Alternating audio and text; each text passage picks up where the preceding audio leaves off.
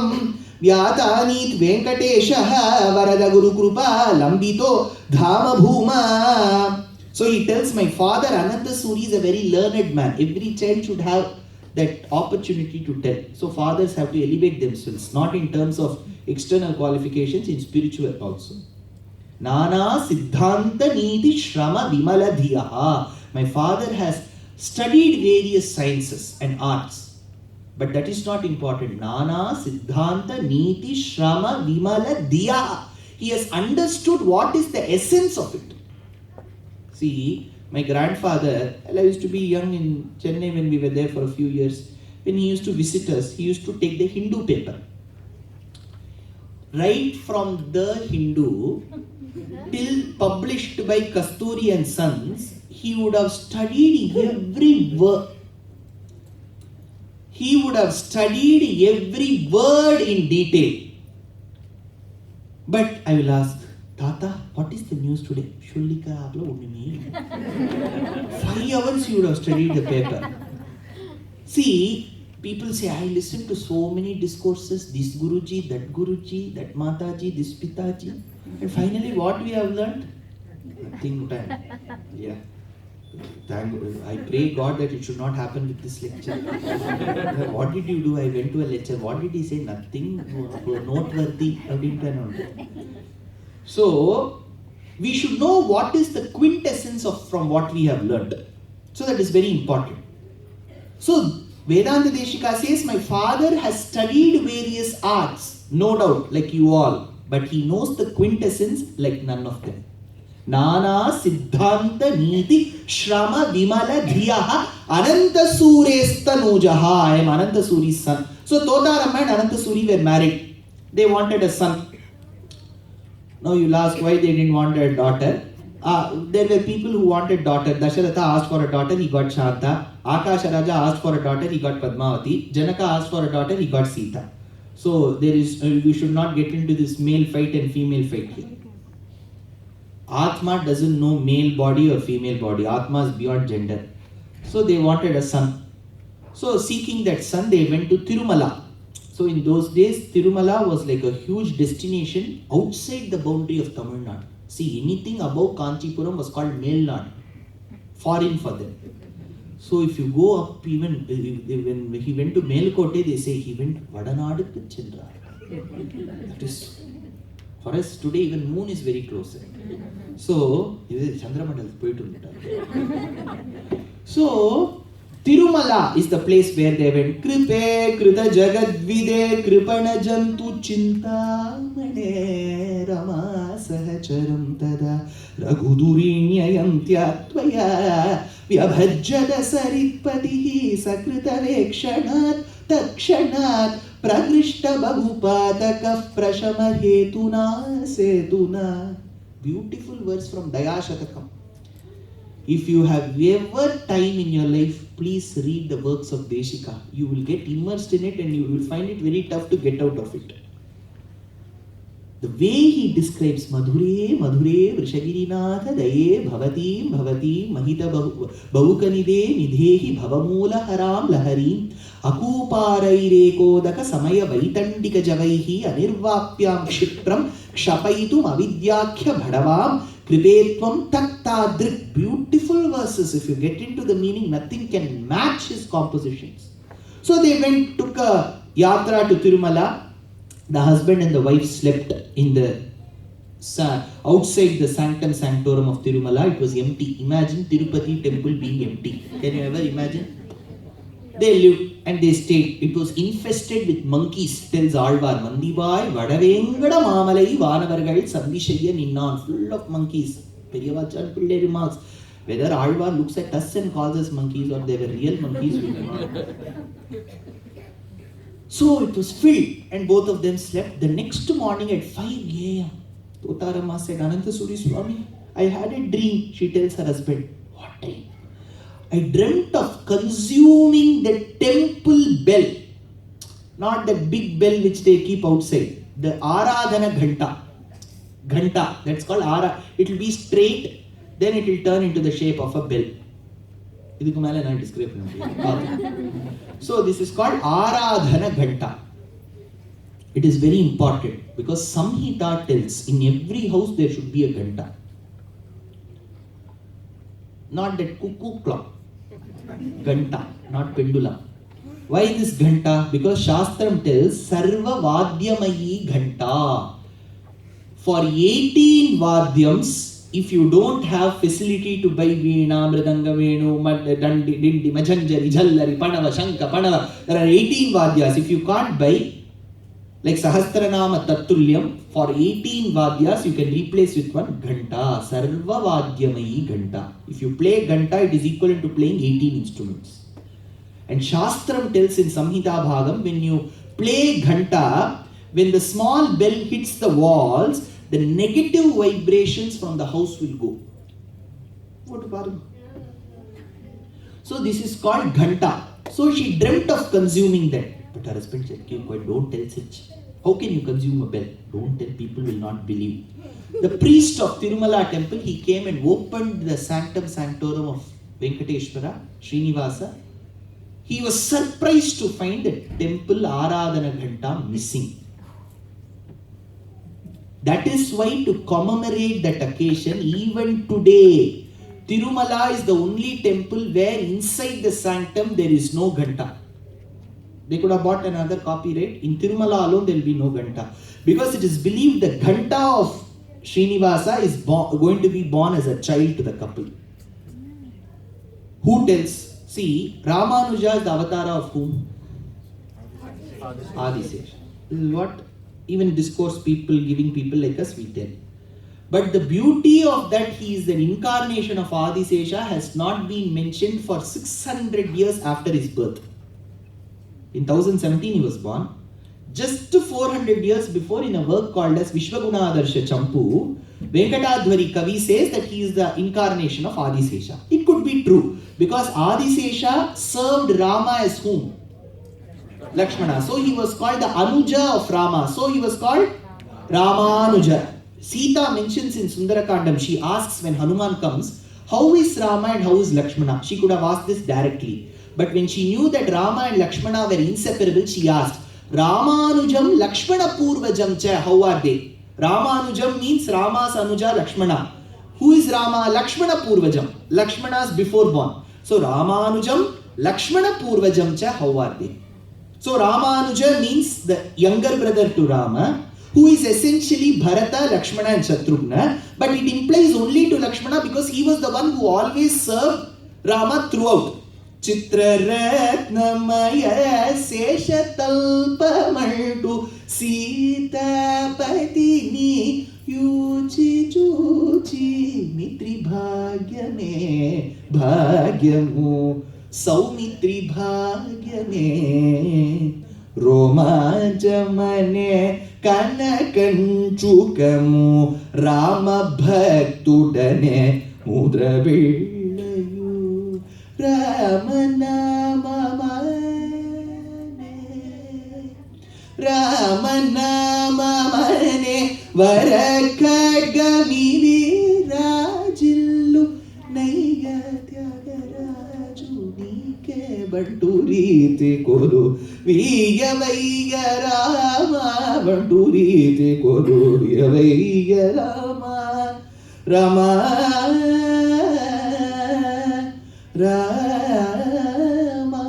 Romanjamane. So Lakshmana was Ramanuja who served Rama. He served Rama in many ways. He was the cook. He was the dishwasher. He was the washing machine. He did everything for Rama.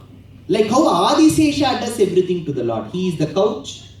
He is the pillow. He is the blanket. He is the light. He is the fan. He is the seat. He is the umbrella. He is the padukas.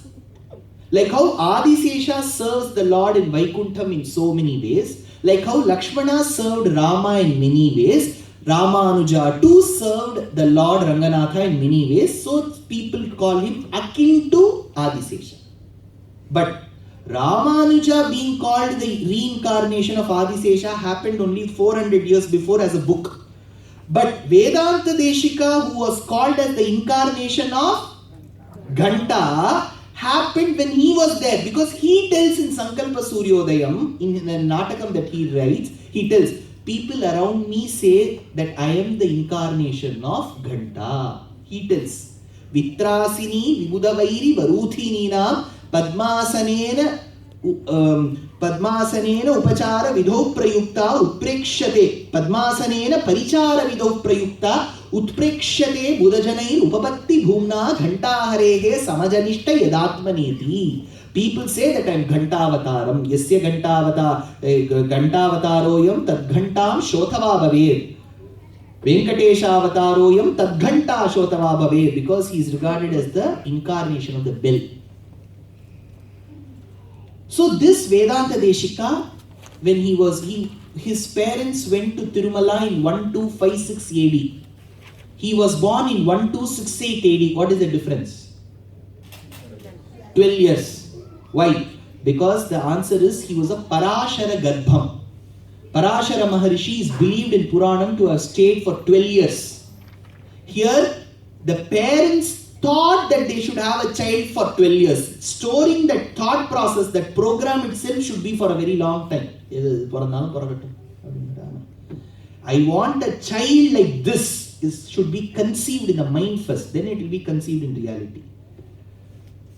So, in 1268 AD, he was born in the grace of Tirumala Lord Srinivasa in his month called Puratasi, in his nakshatram called Shravanam.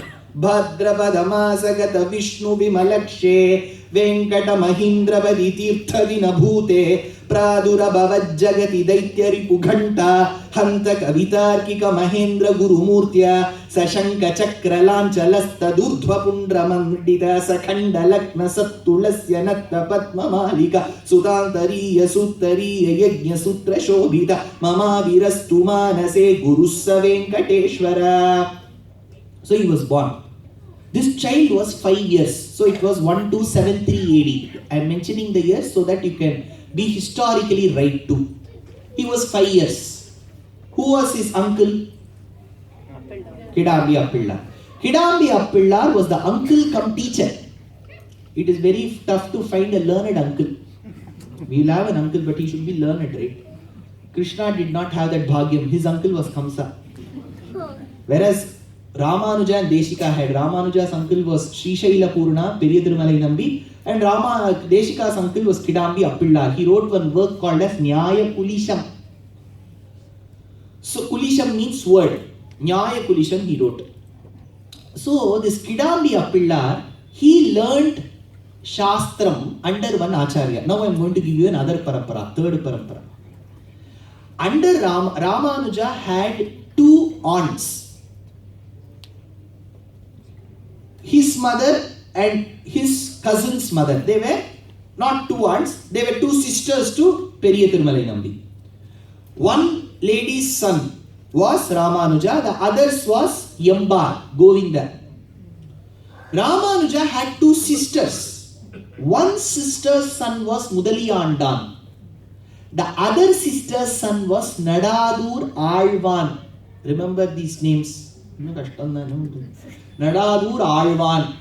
This Nadadur Alvan's grandson was called Vatsya Varada Guru. He lived in a place called Kanchipuram under the benign presence and grace of Lord Varadaraja.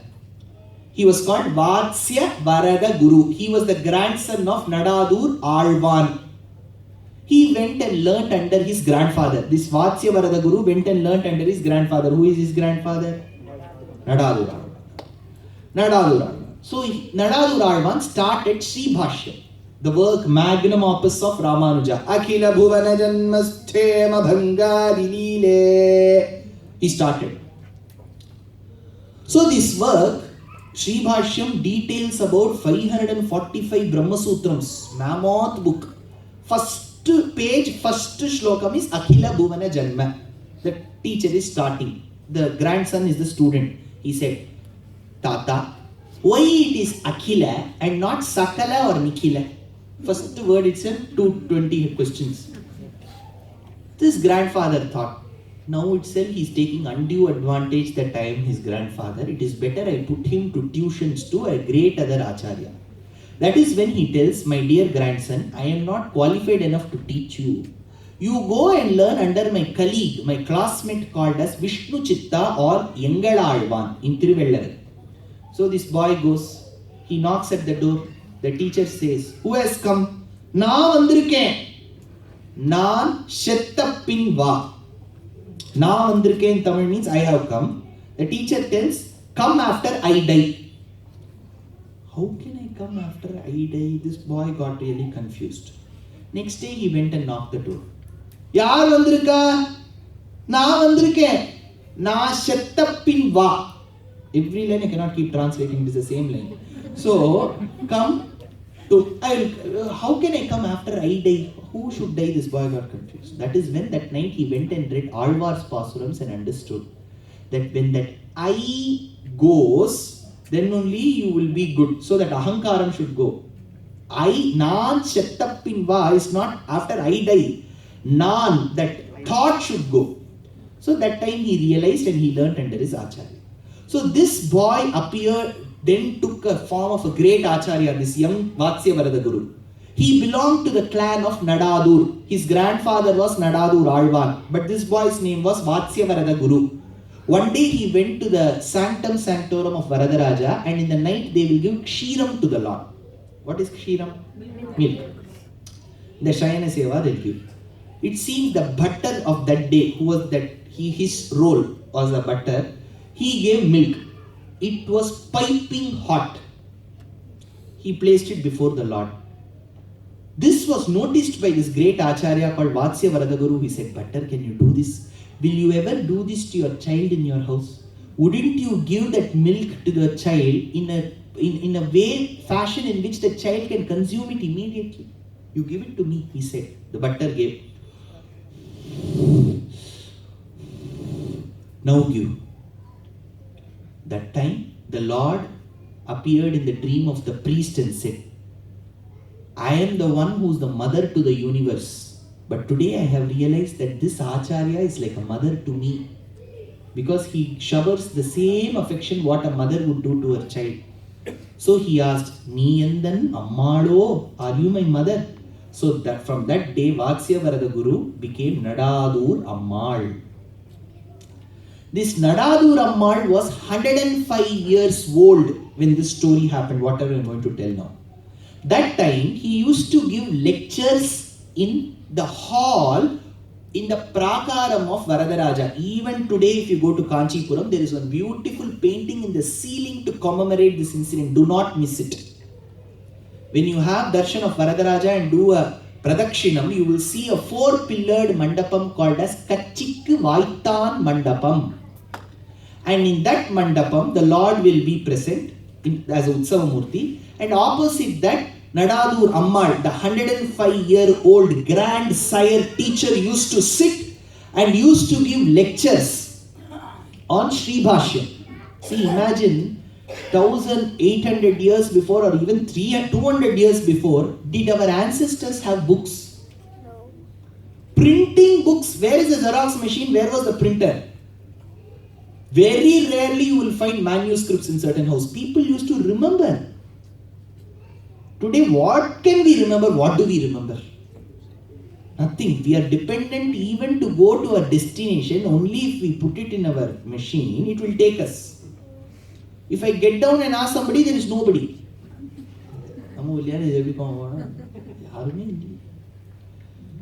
So in those days, no books. So that acharya will keep on speaking. And students have to keep on hearing. How will you remember? See, in Pilani, what we used to do is one great Punyatma used to attend the lectures. And we'll say, you go, I will take photocopy. What will other students do? There was one student in the entire student clan of this Nadadur Ammal who used to take notes. Unique person. He used to take notes. Whatever his acharya used to say, just by hearing, he used to write.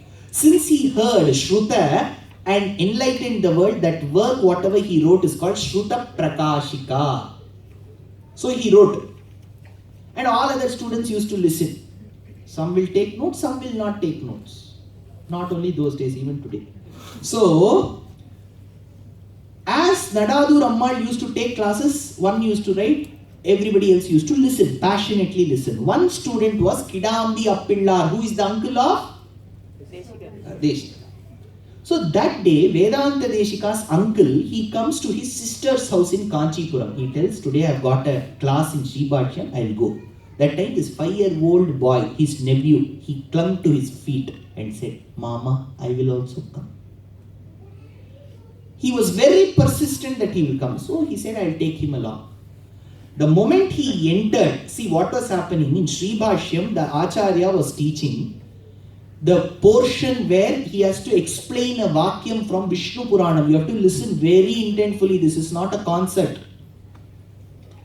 So that is when he was explaining Pade Parasara Sattam. He was explaining Vishnu Purana vakyam.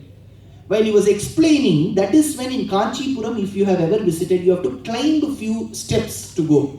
So Vedanta Deshika and the 5-year-old boy Venkatanatha, Vedanta Deshika, was climbing, holding the hands of his uncle Kidambi Appillar on the stairs. So when someone speaks on the top, little echo can be heard there. So they climbed the stairs, they took a turn and entered the mandapam. The class stopped because the 105-year-old teacher was surprised to look at the effulgence in the face of this little boy. He said, Kidambi Appillar, who is this? Sir, this is my sister's son, Venkatanatha. He is born by the grace of Swami Srinivasa and his Ben. Is it so? Come here. We generally give chocolates, right? In those days, they used to give knowledge. They will teach something. See, I still remember great Upanyasakas used to visit our house when I was young. After delivering discourses, they will come. And I used to be a little boy. They will call, I'll teach you 2 slokas. That was the gift that they used to give. Today, if we tell me I'll teach slokas, Swami, give something cash kind. Slokas and all you are giving, what is that? So, what I used to do is in Kerala every year I go to give lectures on Narayaniyam. So if some people come and say, we want to come and see you, if they come and say, sit, I will teach you 2 verses from Narayaniyam. They stop coming.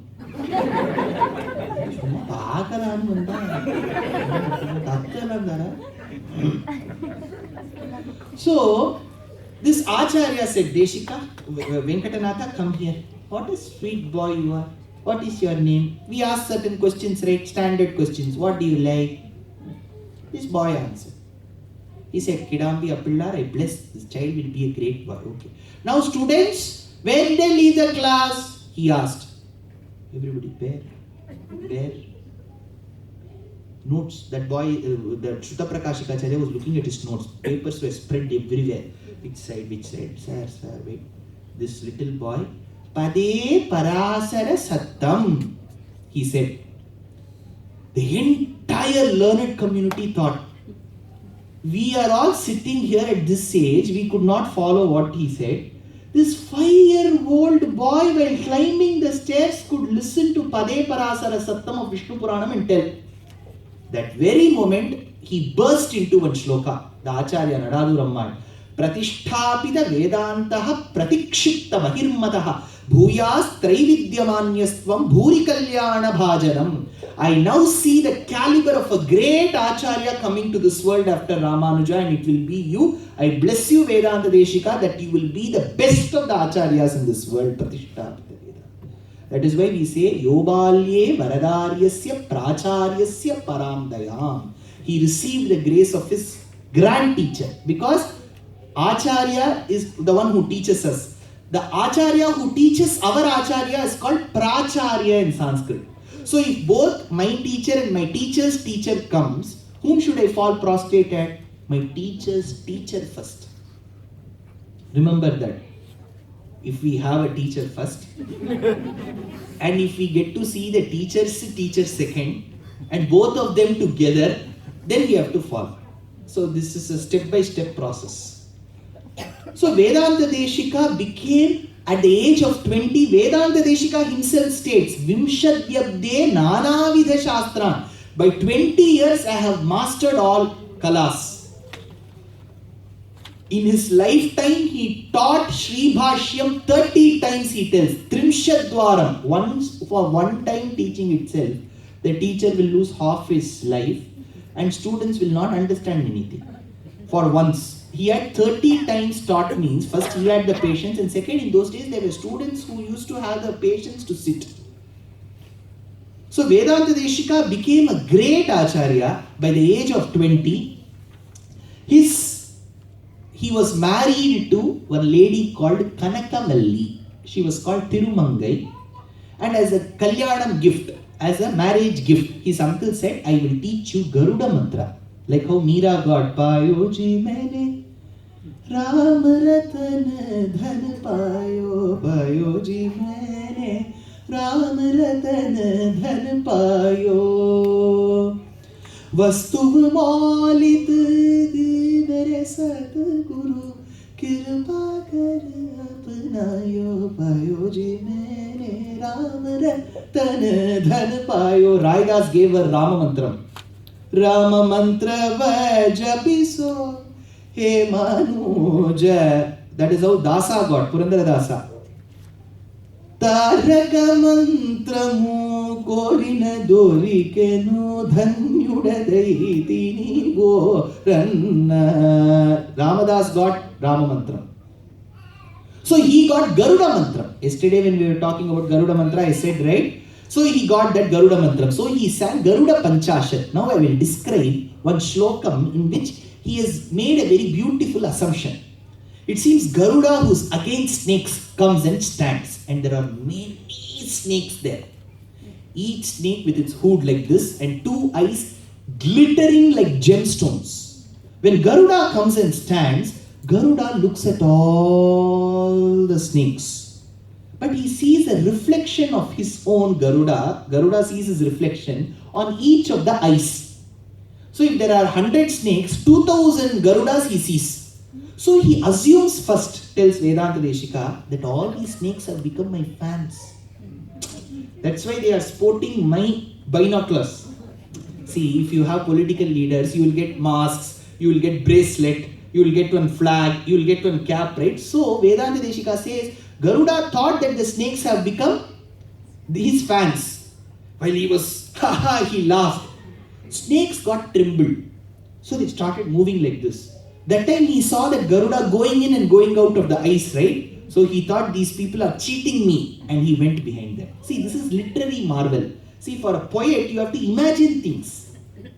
He tells in one shlokam, Chaya Takshanahinam Panamani Mukura Shreni Vispaitta Bimban Tranapeksha Dhridasva Prakriti Pratikriti Manasa Viksha Jata Anukampaha Tesham Drishtva Dacheshtaha Prati Garuda Gana Shankaya Tungaroshaha Sarpan Darpodhvato Nashamayatu Duritam Sarpasantana Hanta. He tells in Garuda Panchashat, every verse, I described 4-5 verses yesterday.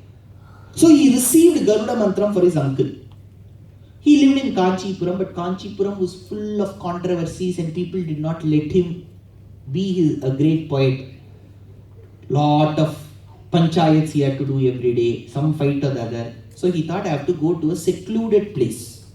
He spotted from Google Map that the secluded, quiet place was a place that was constructed by Adisesha. Adisesha is the first servant to the Lord, who is the snake called as Ananta.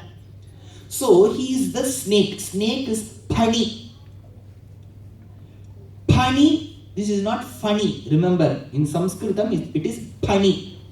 This Panindra means Paninam Indraha. The one who is the leader to all the snakes is called Panindra, who's Adisesha. Adisesha constructed one city. So it is called Ahihi. Ahihi also means snake. Ahindra, head of snakes. Ahindrapuram is called Thiruvaheendrapuram, which is a beautiful hamlet near Kadalur.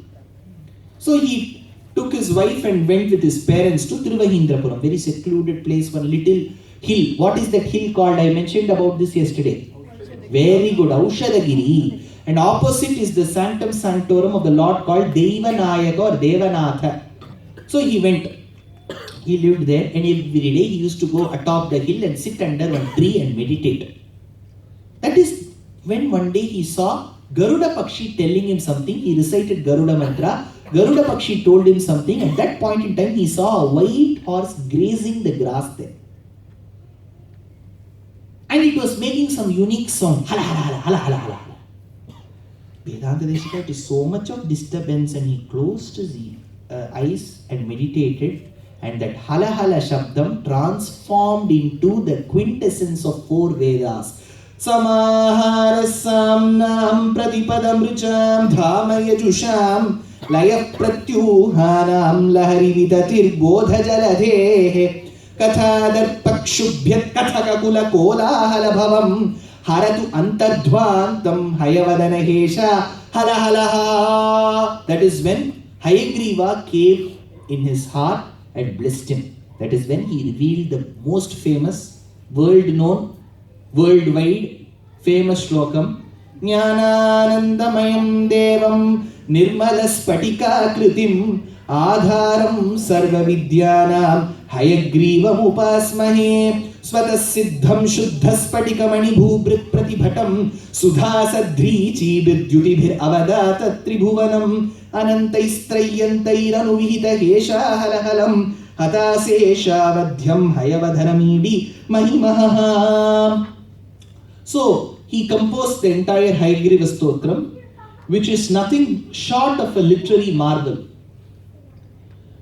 So while Vedanta Desika did this, on the other side, his literary marvel and the significance of it was also touching various corners of the world. When I say the world, it was then the India. So there was one Kavi called Shonadrinatha. His name was Shonadrinatha, but their family name carried one name. It was called Dindima. Dindimam is a vadyam. It's a instrument. So he was called Dindima Kavi. So it so happened that the Dindima Kavi once had to visit Vedanta Desika. At that point in time, Vedanta Desika was housed in this temple called as Thiruvaheendrapuram. So he was sitting opposite the sanctum sanctorum of Rama, Lakshmana and Sita. So that is when he composed a beautiful prose work. It is Gadyam. In Sanskritam, you have Gadyam, which is prose. Poetry, Padyam. A judicious combination of Gadyam and Padyam is called Champu Kavyam. And if you integrate Champu with sentences from characters, it becomes a drama, Natakam. So Gadyam, Padyam, Champu, Natakam. So he composed a Gadyam. See, generally it is very easy to remember poetry, not easy to remember prose. But he composed one beautiful prose work, and it is a very terse work. Jayatya Shruda Santrasa Dvanta Vidvamsanodaya Prabhavan Sitaya Devya Paramavyoma Bhaskara Jaya Jaya Mahavira Mahadhira Dhaure Devasura Samara Samaya Samudita Nikhila Nirjara Nirdharita Niravadika Mahatmya Dashavadara Damida Daivada Parishada Bhyakti Dasharati Bhava Dinadara Kula Kamala Divakara Divishada Dipati Rana Sahacharana Chatura Dacharata Charamashana Vimochana Kosala Sutta Kumara Bhava Kanchukita Karana Kara Kaumara Keli Gopaita Kaushikadhvara Ranadhvara Durya Bhavya Divyastra Vrinda Vandita Pranadajana Vimada Vimadana Dullalita Dullalita Tanudara Vishika Vitadana Vighatita Vishararu Shararu Tataka Tatakeya Jadakirana Shakaladhara Jatila Natapadi Makuda Tatanatana Patu Vibuda Saridadi Adivagula Madugalana Lalita Badanalina Ubamridita Nijavrijina Jahadu Padatanu Ruchira Parama Munivara Yuvatinuta Kushika Sudakatita Vidita Navavidha Katha Maithila Nagara Sulochana Lochana Chakoda Chandra Kanda Barashuko Danda Prakandana Kandana Shaunda Buddha Danda Kanda Barashuko Danda Prakandana Kandana Shaunda Buddha Danda Chanda Karakirana Mandala Bodhita Pundari Kavanaruchi ಲುಂಟಾಗಲೋಚನ ಮೋಚಿತ ಜನಕ ಹೃದಯ ಶಂಕಾತಂಕ ಪರಿಹೃತ ನಿಖಿಲ ನರಪದಿ ವರ್ಣ ಜನಗದು ವಿದು ಕುಜದಡ ವಿಹರಣ ಸಮುಚಿತ ಕರತಳ ಶತಕೋಟಿ ಶತಗುಣ ಕಠಿಣ ಪರಶುಧರ ಮುನಿವರ ಕರಋತ ದೂರವನ ಮರಮನಿಜದರುರಾಕರ್ಷಣ ಪ್ರಕಾಶಿತ ಪಾರಮೇಷ್ಠ್ಯ ಕ್ರತುಹರ ಶಿಖರಿದಂತುಗ ವಿಹೃತ್ಯುನ್ಮುಗ ಜಗದಿರುಂತು ದಜಿತ ಹರಿದಂತಿ ದಂತ ದಂತು rho rho ದಶ ಪದನ ದಮನ ಕುಶಲ ದಶಶತ ಭುಜಂ ಕನುಪದಿಗುಲ ರುದಿರ ಜರ ಭರಿತ ಪೃಥುತ ತಟಾಗದರ್ಪಿತ ಪಿತೃಕ ಭೃಗುಪತಿ ಸುಗತಿ ವಿಹರಿಕರಣದ ಬರುಡಿಶು ಪರಿಕ. This is the Balakandam portion of Raghuveeragadhyam. Then there is an Ayodhya Kandam. It is written in a Sanskrit dialect which is very tough to the tongue. See, Jada Kirana Shakaladhara Jatila Natapati Makuta Tatanatana Patu Vibhuda Saridati Atibakula. It will be even tough than the house-made muruku. I'm not talking about grand sweets. Grand sweets is good. This one is tough. Whereas if you go to the other form of poetry called Gopala Vimshati, it will just flow. Agaragita charu vamshanalaha Makutalambi mayura pinchamalaha Harinila shila vibhangalila Pratibha santu mama antima prayane. So this work is so beautiful and it's so soft, whereas this is very tough to the tongue. So when we look at Raghuveeragadhyam, this was composed, that is when this Dindima Kavi got inside the temple. He said, stop it. There will be some person to give some opposition in India. Vedanta Deshika stopped. He said, I have a doubt. What asked Deshika? He said, you said Rama is Pundarika Vanaruchi Luntaka Lochana. Pundarikam is lotus. Vanam is forest. His eyes and he looks like a lotus forest. Can you say this?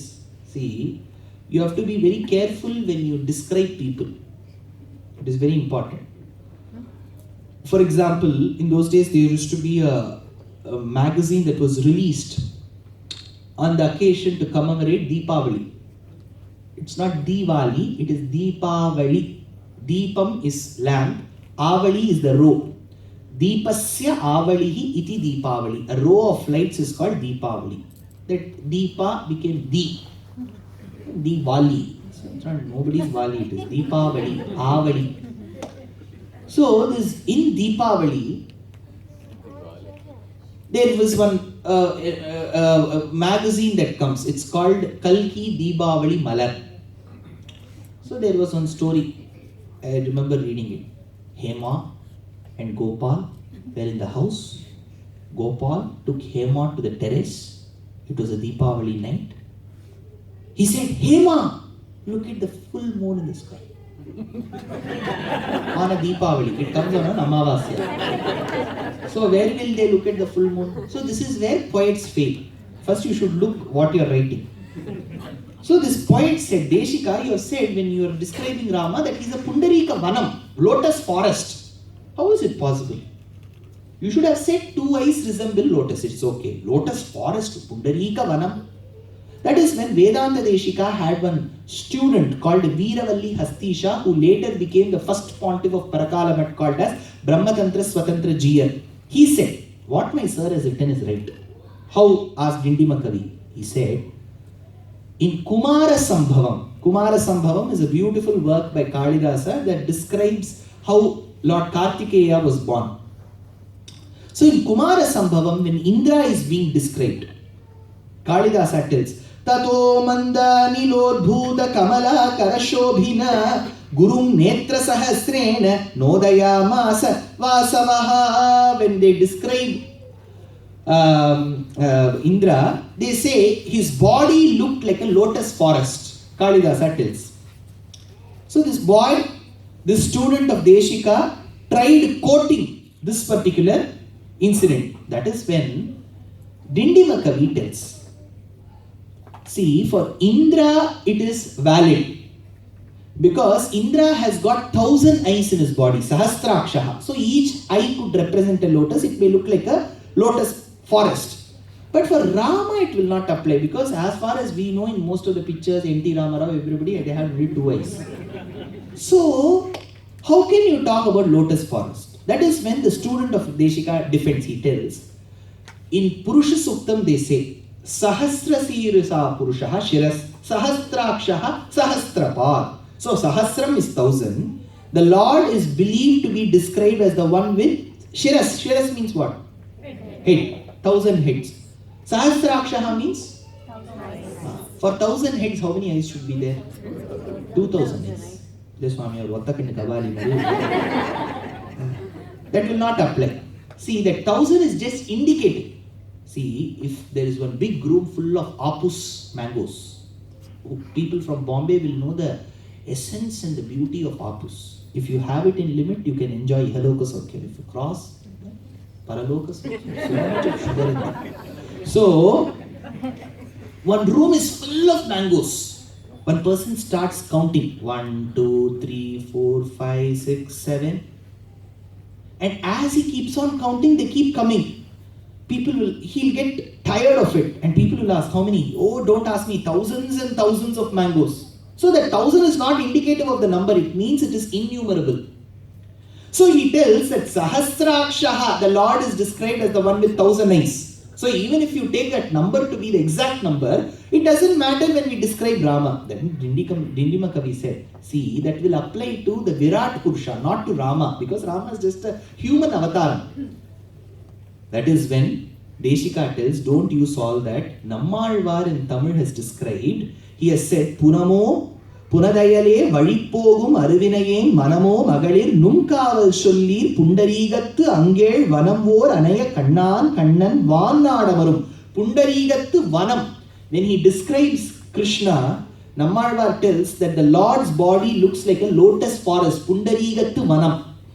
Then Dindimakavi says, see, this is again described about Krishna, not Rama.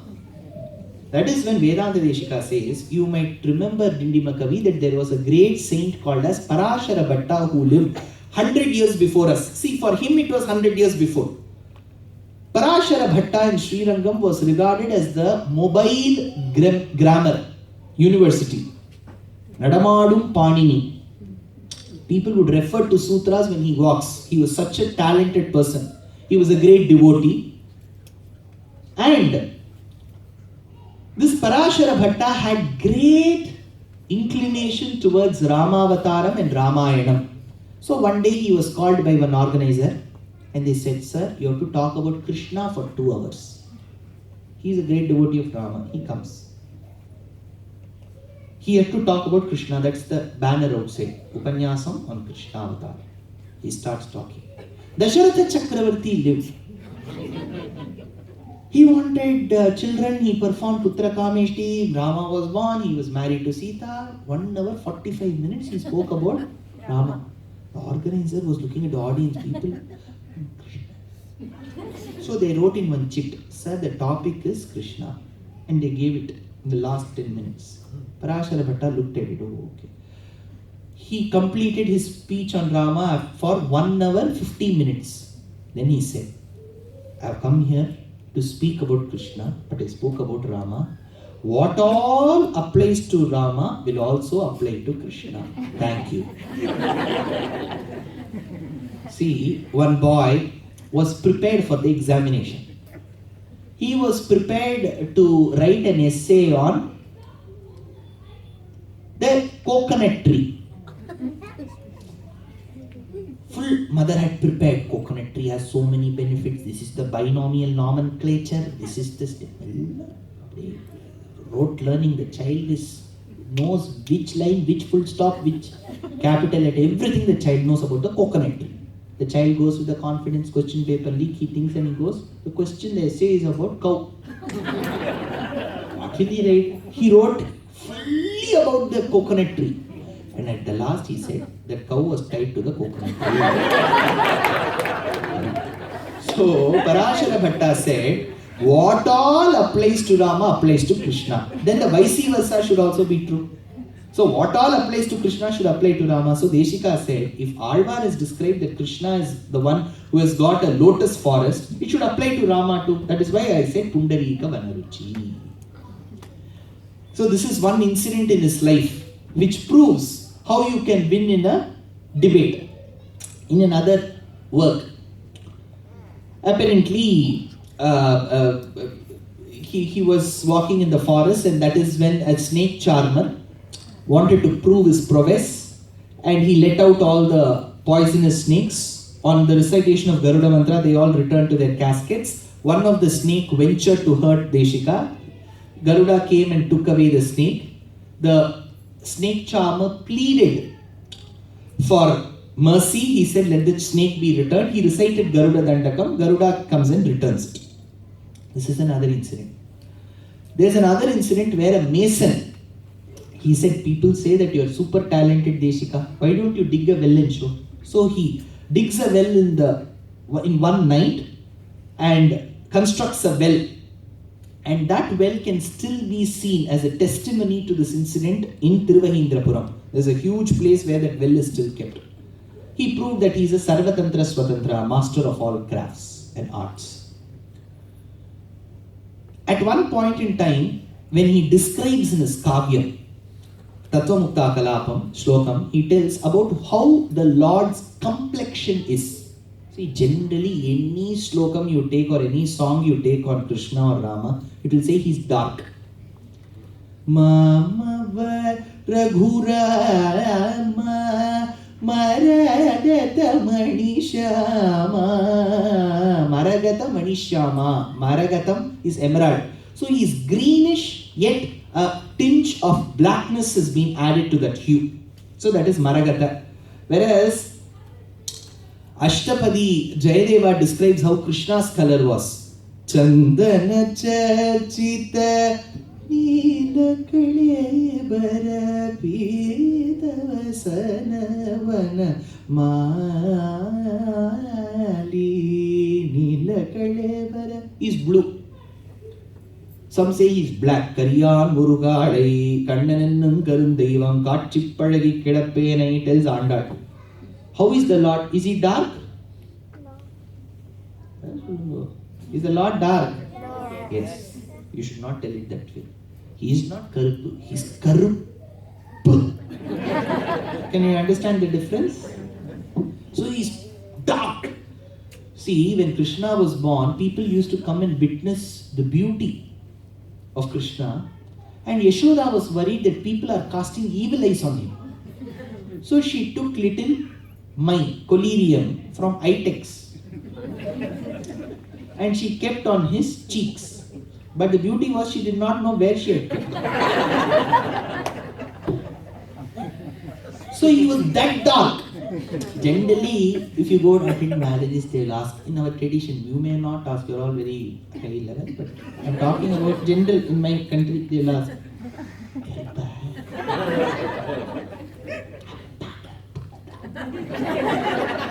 they'll generally either blame the father, mother, or somewhere they'll catch the grandparents. Somehow they'll find a reason why they have turned dark. That is why loads of Fair and Lovely is being sold these days. So, the Lord is dark. That was $1 million question. Why is he dark? We'll generally throw it on parents, but he had no parents. Logo Aguru who tells Vishnu Puranam. He has no father, no mother. He is the creator of the entire world. So you cannot put the blame on some DNA of his parents. So how did he turn dark? For that, Vedanta Deshika gives a very beautiful justification. You need to appreciate this by imagining what I am telling. It seems Mahalakshmi, incidentally, in one of the avatarams, was born as the daughter of the ocean king, Lakshmi, Kshira, Samudra, Raja, Tanayam. She is the daughter of the ocean king. So ocean king told her, my dear daughter, you will get married to the Lord. She said, show me the profile photo. See, the girl should be given the liberty to at least see the photo, right? So he said, no, I don't have profile photo, I don't have any gadgets. I don't have a phone, I cannot tell. He'll be good. That's all. So she had built up certain expectations. How will he be? Whether he will drive Harley Davidson. She will have her own imagination. She thought this is how he'll be. Some expectations, at least he has to meet her expectations. In those days, Shastram tells that incidentally in arranged marriages, the girl has to sit on her father's lap and get married. That is called Brahma Vivaham. Out of the 8 marriages, Brahma Vivaham tells the girl has to sit. But the beauty is, in a man, one lap is reserved by the Shastram for the wife, one for the daughter. So the daughter should sit only on one lap. But today it's different. See, today the father has to bear the weight of the daughter.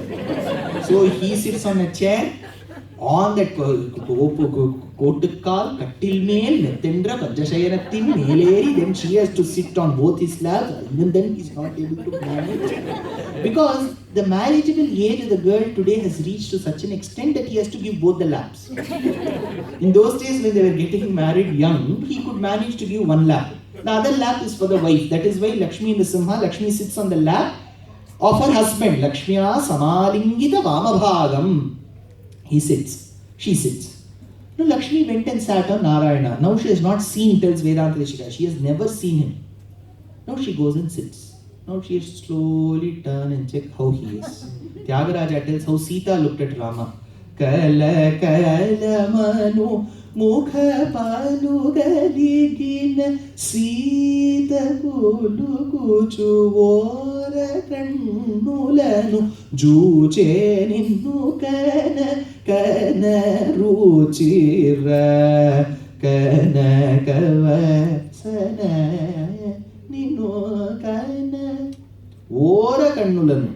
Now Sita has to turn and check. Now how is she? Yesterday I mentioned one verse, if you remember. Sahapatnyam Visalakshyam Narayanam Upagamat. Sita is referred to as Visalakshi, the one with the large eyes. Kadiyavagi Pudevarandu Milindu Shabbariyodi Neenda Periyavaya Kangal. She had large eyes. They used to apply in those days collyrium, anjanam. Anjanam is collyrium, collyrium is anjanam, which is mai. Kankappu anta heltaralva kannadalli? Kankappalva? Telugulo em cheptaru? Paduka. Paduka, mai, everything same product.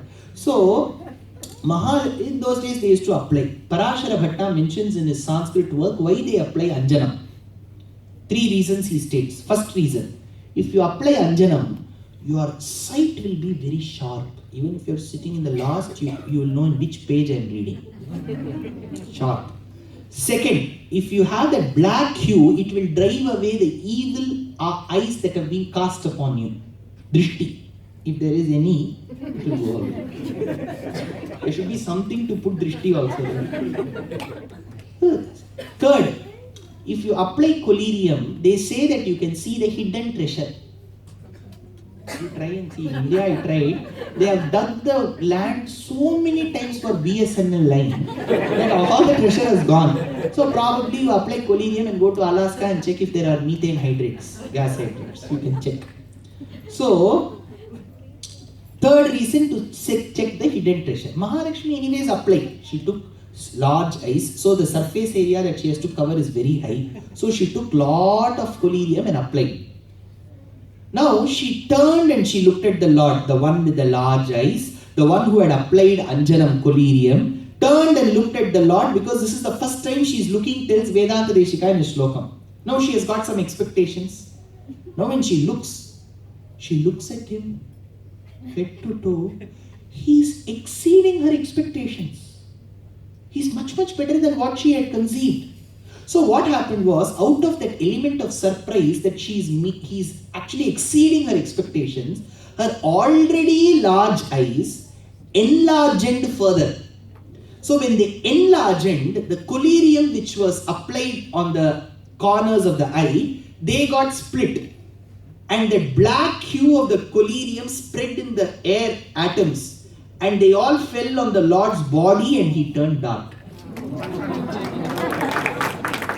Lakshmi netrodpala shrihi satata parichaya desha sambadhya manaha nabhi nalikarinkan madhukara patali datta hastavalambaha asmakam sampadogan avirala tulasi dhamasan jata bhuma kalindi kantihari kalayatu vapushaha kaliba kaidabharehe. This is the, whatever I have explained is in this shlokam. Tattva mukta kalapam. What is kalapam? Garland, chain.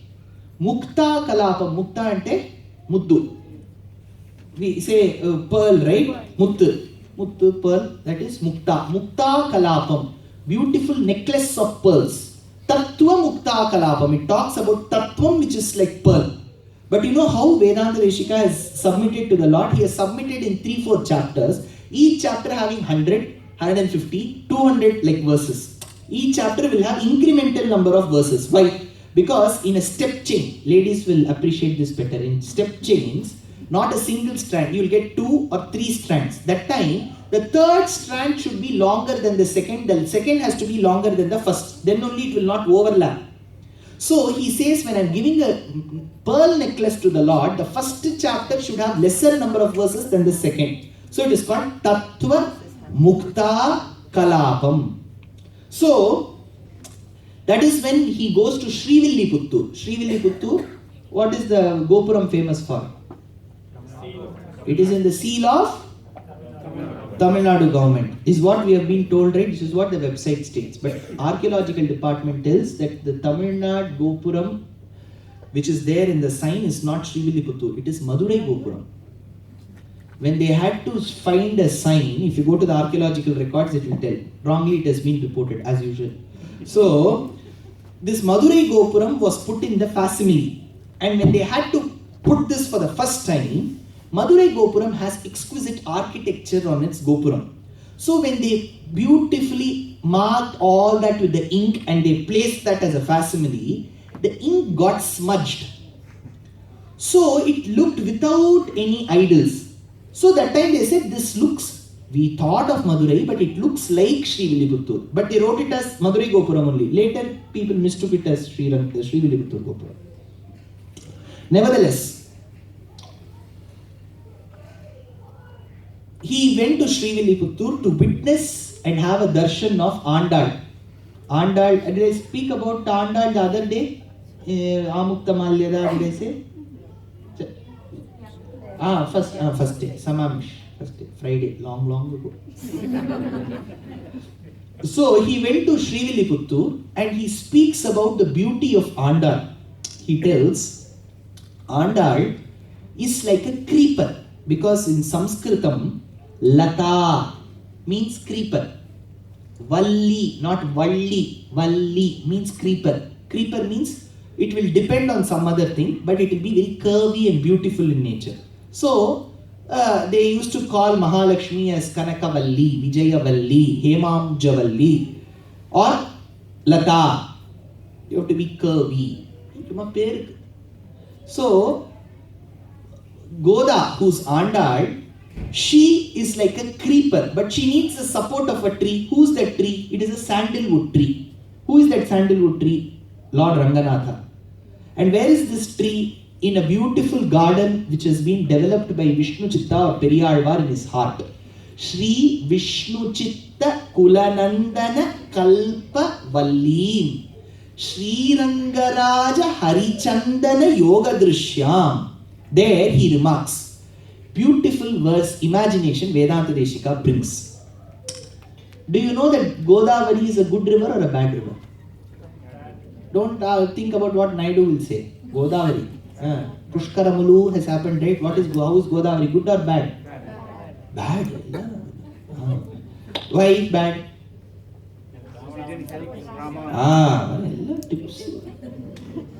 So in Ramayana there is one scene. Rama and Sita and Lakshmana lived happily on the banks of river Godavari in Nashik, which is Maharashtra.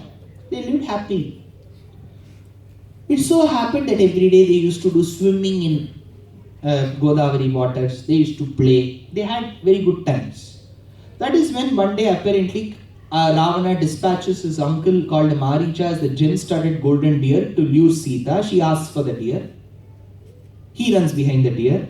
Lakshmana runs behind Rama. That is when Ravana comes to abduct Sita. Simple. This is the Ramayana story. Now when Sita was abducted, Sita starts crying. Hamsakaranda Vasinam Vande Godavari Nadim. Hey Godavari, where swans sport on either sides of yours. Your waters are so serene. They are pristine. This is the place where we used to spend our days. please Mata, Godavari, when Rama comes, please inform that I have been abducted by Ravana so that he knows where I am. She tells, and she tells to one tree, flower, Karnikara Pushpam, and she goes. Now Rama comes. He stands next to Godavari and says, Godavari, where is Sita? The river does not speak. So it is bad. It did not help Rama. If you tell this, your grandchild will ask, can river speak? Can river speak? If Cauvery had a mouth, she would have started crying. That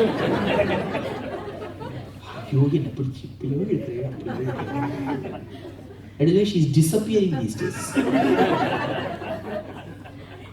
So, rivers cannot talk. Then how do we do? That is where we need to understand the geography concept. When I mentioned about Kaliya yesterday, I spoke about a geographical concept called meandering. The river starts from a point of origin, like Talakaveri, and goes on till it meets the ocean. Akashat patitam toyam sagaram yatha gacchati. It has to go to the ocean. Now there is a course of the river that a river generally traces. But at times, due to natural forces, the river can take a diversion and get back to its original course. This process is called meandering. Many rivers have done. Koshi, Ganga itself has done. Now, if Godavari had the intention, because we believe, we call her Mother Ganga, Mother Godavari, even if you don't believe in religion, they say motherland. Why should it be motherland? It can just be land, right? So we believe Godavari is a lady, a mother. And if she had truly wanted to serve Rama, instead of going from point A to point B, she could have diverted from west towards the south, indicating Rama go in the southern direction, Sita is in the south. She did not do it. Though she had the opportunity to serve Ram, she lost it. That is why Vedanta Desika says, there is no punyam accrued when you take bath in the waters of Godavari. He tells. Poor, there's so many Godavari, Pushkaramulu and all, they did so many crores. Oh, poor. He says no punyam. But sir, people oppose. No, sir, we know one shlokam. Gangescha Yamune Chaiva, Tarvata Yami. Godavari Saraswati undi kada. Akkada Godavari unna. How did Vedanta Desika say? Yes, if you bathe in Godavari, you get punyam. Sir, what is this? Sir? This is like election speech. There, at least before the election, they'll promise something. After that, they won't do it. The same lecture you're telling Godavari has punyam, she has no punyam. How can we come to a conclusion? There is no punyam in bathing in Godavari, but for all the idiosyncrasies that she exhibited of not helping Rama, she compensated it by having the great Andal's name in her name, Godavari. So whatever she lost, she gained back, tells Vedanta Desika. Godavari jagadidam payasa punite. This is one line he could bring the essence of so many things. That is called Kavitarkika Simham. He was the lion of amongst poets. He knew how to express things. That is very important. That is when, while he lived in Srirangam, an incident occurred. One person, one poet, he said, they say that you are a great poet, Vedanta Desika. Now, I would want to have one debate with you. He said, why debate and all, said Vedanta Desika. See, we are all people who are serving the Lord. We should not get into this fact finding or fault finding. It is okay. You don't have to convince me at all. That is when the poet said, nothing doing, let's have a challenge. I will compose poems. You too compose. Let us take on subject and compose. Let's see whose compositions are many in number and those of the compositions that have extreme meaning to it, inner meaning to it. They had a competition. So it happened, the time set was close to 3 hours. That stand clock, all that was put. Judges were there. All the countrymen were sitting. They did not know what was happening, but they knew there is some Solomon Papaya incident that's going to happen. So they were all waiting. Vedanta Desika started composing and the other poet started composing. By the end of that time limit, that bell. Immediately this poet came and said, see what I have written. 300 verses. 300 verses on the holy feet of the Lord. Holy feet, lotus-like feet I have written. Desika took wonderful. Desika, enough of appreciating men. How many have you written? He said, sir, I have just written 1008 verses. In this time, no, cheating. You might have brought papers before. No, sir, you saw me before. 1008 verses. What is the topic? I wrote on the feet of the Lord. Vedanta Desika said, I am not that qualified enough to describe the feet of the Lord. I thought I could describe the padukas of the Lord, the footwear of the Lord. And I've written Paduka Sahasram, 1008 verses. Show. He took. It's a mammoth work. Bharataya param namostu tasmai prathamodaharanaya bhakti bhajam yadupajñam aseshatah prithvivyam prathito rangapati paduka prabhava. He tells, Bharataya param namostu tasmai.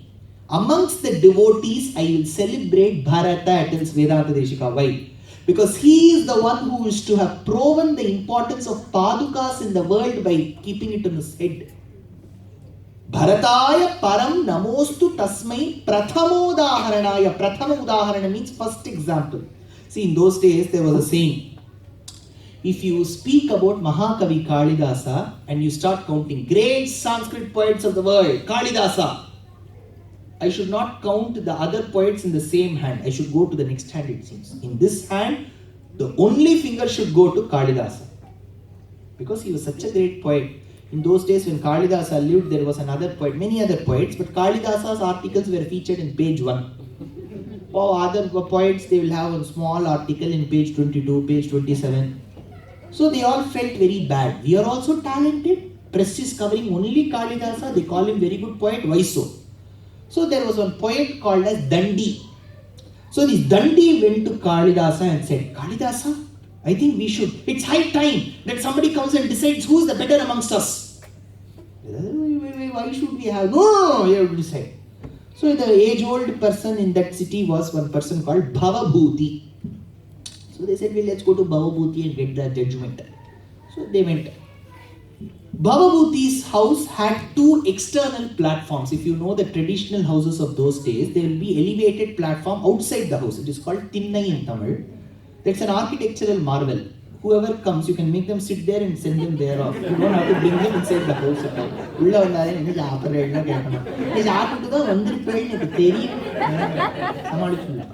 So, on one Tinnai, you are able to get the Tinnai concept, right? See, it is very tough for me to explain in Upanyasams these days. In one place, I think I was explaining about Ural. Ural is mortar. Krishna was tied to Ulukalam.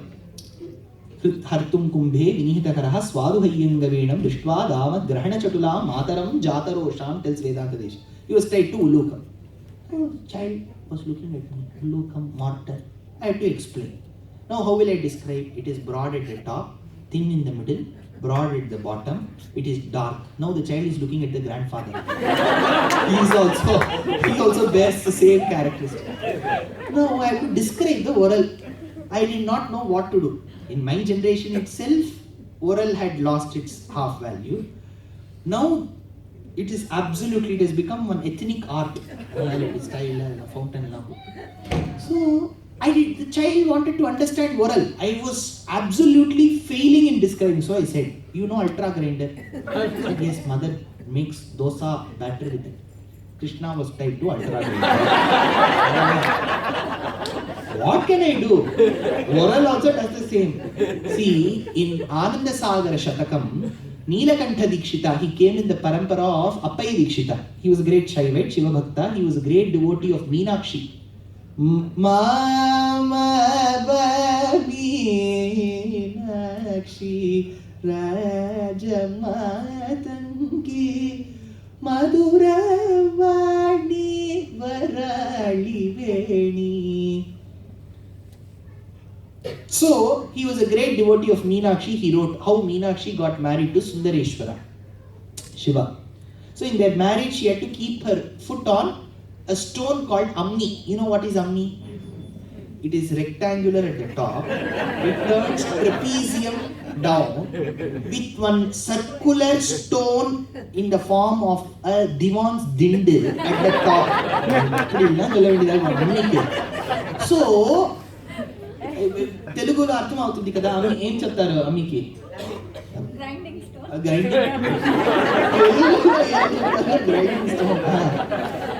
English లో ఏం చెప్తారు So Meenakshi kept her foot on ammi. That is when you put that ring called as Nupuram. Nupuram for a woman is that metti dana Telugulo metti. Thank God. So metti. Now Neelakantha Dishita tells, I am so unfortunate. I should have been born as that ammi because Meenakshi's foot would have been on me. So I was describing this somewhere because that verse is very beautiful. The child, what is ammi? I said, you know ninja. So she kept her foot on ninja. Vitamix and ninja. Vitamix. What will I do? So it was very tough. So Kalidasa and Dandi went and sat on the external platform of the house. They knocked at the door. They expected Bhavabhuti. Bhavabhuti did not come. His 5-year-old granddaughter, she opened. Please come, sit. Said, what can I bring for you? Very hospitable child. This time Kalidasa said, Patrani Swarnavarnani Karnantaya Chalochane. Namakitte villa edada purinjirukku. Annenno valarra iva. Patrani Swarnavarnani. Swarnava avenge vanda. Patram means leaf. Patrani means leaves. Bahuvachanam. Leaves. What leaves? Swarnavarnani. Golden color leaves. Like you get yellow capsicum, blue capsicum. Likewise, in those days, there were also BT modified betel leaves. Gold leaves. Patrani Swarnavarnani. Golden color betel leaves. Karnantaya Chalochane. The one who has got eyes that extend till the ears.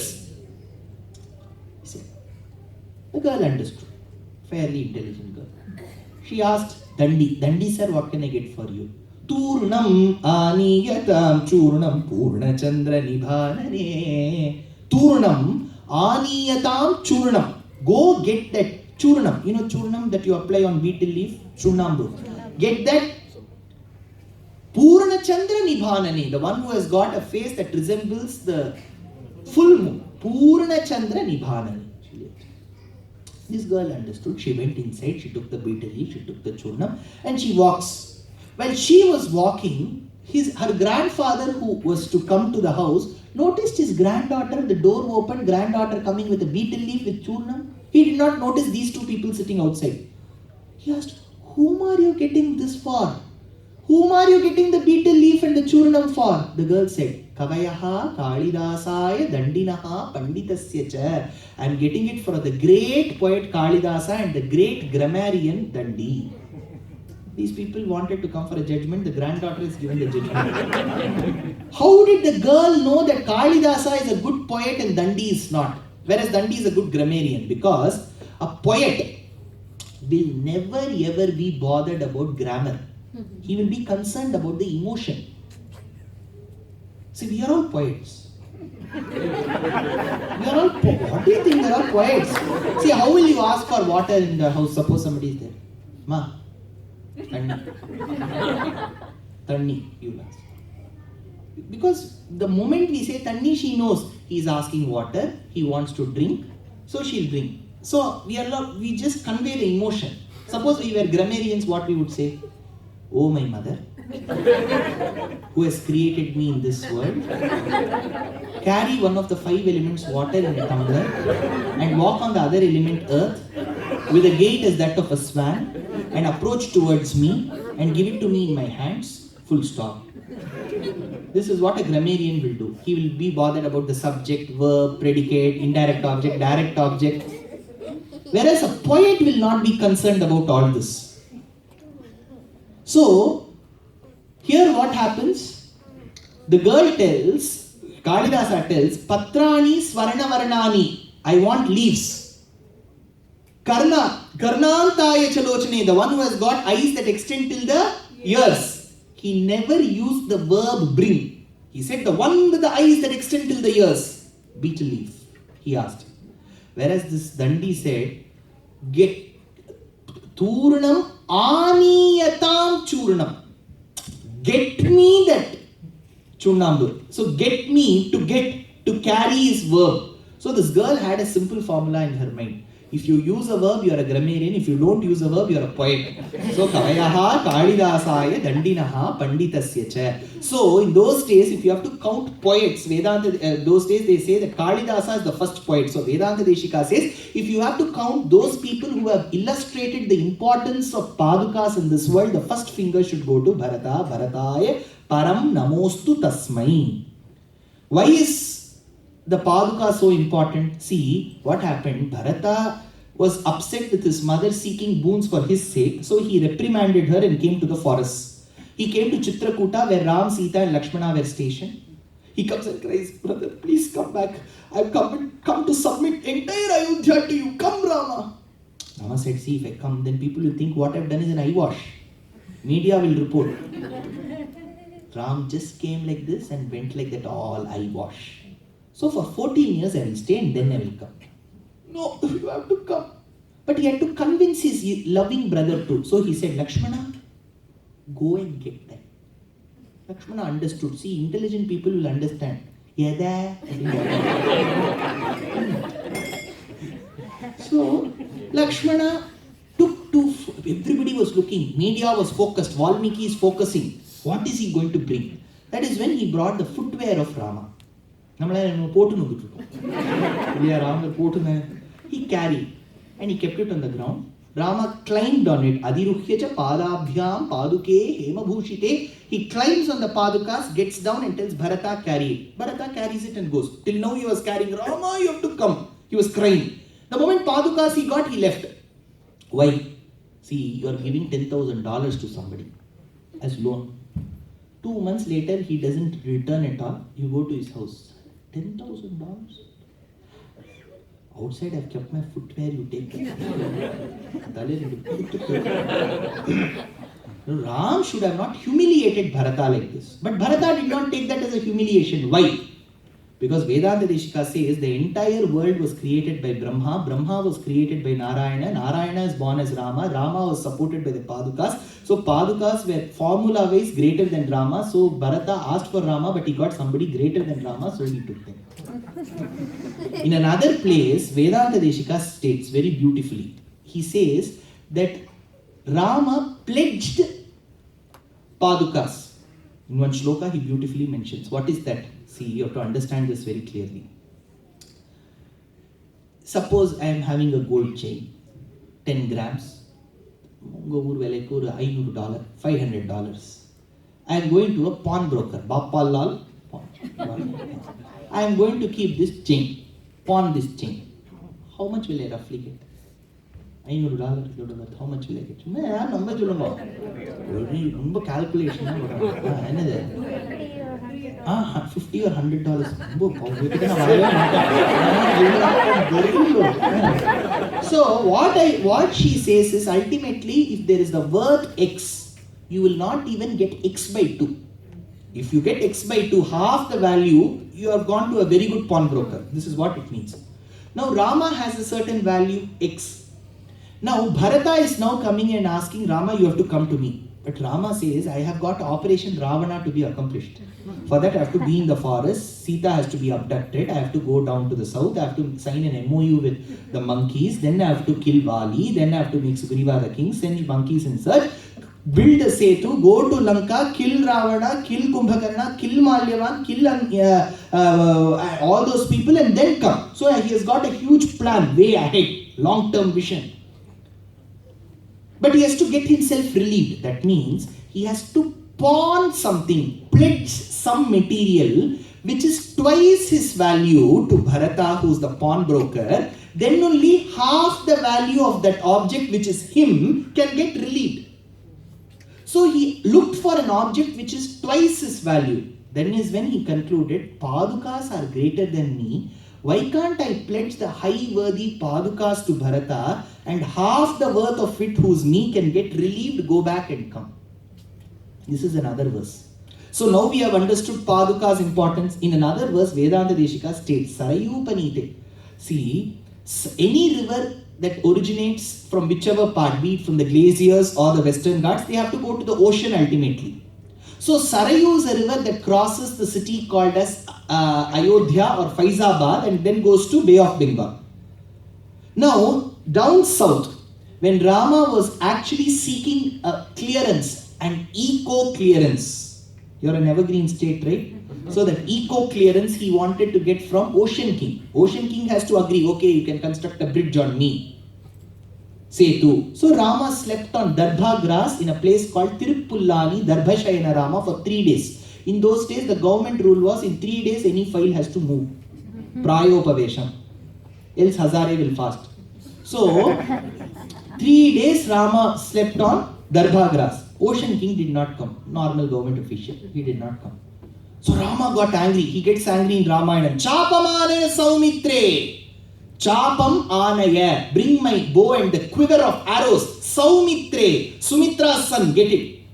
Lakshmana will be the first person to come for a battle if somebody calls him. Angry young man. He'll be waiting if somebody will call. But today when Rama said, he said, wait, I'll bring.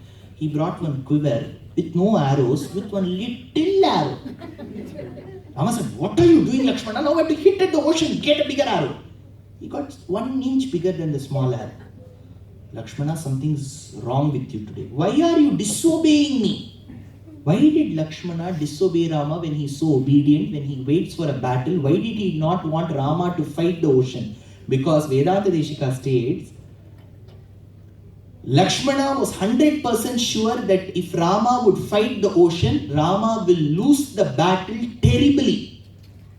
Why Lakshmana had that thought? Because he said, the holy padukas of the Lord, Rama, was taken in Chitrakuta by Bharata to the outskirts of Ayodhya called Nandigramam, where Bharata kept the holy sandals of Rama on the Simhasanam, and every morning he used to bring waters from Sarayu river and used to do Abhishekam to the Padukas. So the Paduka Tirtham used to come back to the Kamandalam and this was put back to Sarayu. And Sarayu now carried the waters of Paduka. And this Paduka Tirtham in Sarayu got mixed with the ocean. Now the ocean has Paduka Tirtham. So Lakshmana thought if Rama would aim an arrow at the ocean, he will still not be able to win because the ocean has Paduka Tirtham and Rama cannot stand before Padukas. This is another verse. In another verse, he tells very beautifully how Cauvery is. You have to be a student of literature. Today, we are far away from literature. In one verse he says, Nirghuda mohita mirastava ratradipaihi nirvishya mana vibhavam nadaraja putriya pratyakshayanti nigamanta nigudamartam padavani tvai niveshita bhavavanthaha. What a beautiful verse. He tells that the Lord of Srirangam, he walks towards Cauvery. When he walks towards Cauvery, Cauvery gets up and she knows that her son-in-law is coming. What is son-in-law? How Cauvery is son-in-law? See, ocean is the king. He is the father to Lakshmi. All the rivers join the ocean. So rivers are called the wives of the ocean. So Cauvery is a river. She is the wife to the ocean. So she is the mother. So she is the mother-in-law to the Lord. Incidentally, Parashara Bhatta describes how Cauvery comes. Dugdabhir janako jananyahamiyam shrireva putrivaraha shrirangeshwarameta darhamiha kim kurvamiti vakula chanchachamara chandra chandana mahamanikya muktotkaran Cauvery lahari karai vidhadati devasahaiva shriya, tells Parashara Bhatta. Cauvery starts from one place, point of origin called Talakaveri. She starts in a very small place. Then she comes through Kutakachalam. What is Kutakachalam? Kurk. So she comes through Kutakachalam. So as she comes through Kutakachalam, she crosses Srirangapatnam and then she reaches Shivana Samudram and she is so excited to go and meet her daughter and son-in-law. She is excited about meeting both of them because the son-in-law, if he is well behaved, everybody will be. So the daughter and the son-in-law, she was so excited to me. So as she went at Shivana Samudram, out of that excitement, she jumps for the first time. Then she goes further and at Hokanekal she jumps again. And on the way, the trees, the sandal trees that are on either sides, on the banks of Cauvery, because of her force, the Chandana Maram, the tree that have branches of Chandanam, they all tremble and fall. When they fall into the waters of Cauvery, each of them collide with each other. When they collide, there is a sandal paste that comes, so the water is mixed with sandal. And people throw various gems, sapphires, emeralds, rubies, topaz, pearls, corals, diamonds, they all just throw it into. They say that, when Vijayanagara kings existed in Vijayanagaram, Karnataka, there is a historical inscription in Hampi which states that evenings people used to sell gems on the streets. See, if you go to vegetable market, they will keep a few vegetables together like this and say, take this, take that. So they used to have emeralds, diamonds, and people used to go buy diamonds every day, evening shopping, window shopping. This is what the inscription states. So the gems were thrown into the waters of Cauvery, and Cauvery as a mother carried sandalwood gems. Because when she goes and meets her daughter and son-in-law, she has to take some gift. So Parashara Bhatta tells, she carried. And in Hokanekal, she jumped again out of excitement. She goes further, crossing Erode, Karur. And then as she goes near Tiruchirappalli, near Srirangam, she has to welcome her son-in-law and daughter. So out of love, she wants to embrace. So as she gets to Srirangam, she distributes herself as two. And she hugs. What an imagination he had. Now, when Ranganatha walks with his padukas, the padukas have little red stones that are jingling from it. So as he walks, there is a sound that emanates from those jingling red stones, which were gifted to Ranganatha by his father-in-law. So the mother-in-law Cauvery knows about it. So as he walks, she gets alert and she is waiting for her son-in-law to come, she tells. Vedanta Desika tells. In another place, he tells that Ranganatha's padukas have one layer of emerald green stones. Lord Shiva is described as the best Vaishnava.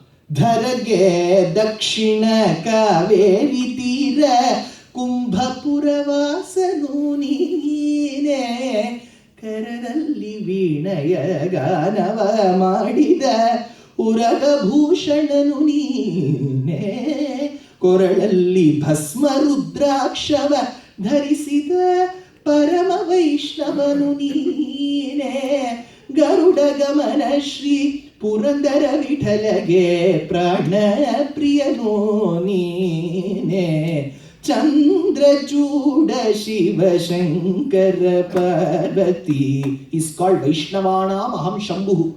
Lord Shiva, Dakshinamurti, carries the padukas of Ranganatha on his head. Now, Lord Shiva is called Chandrasekhara. He has got matted locks with the moon there.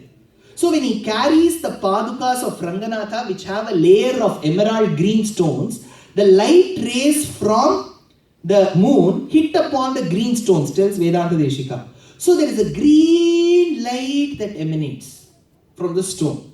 So from the far it looks like a fresh blade of green grass. So Lord Shiva has a deer here, right, in his hand. If you see Man Malu, they say.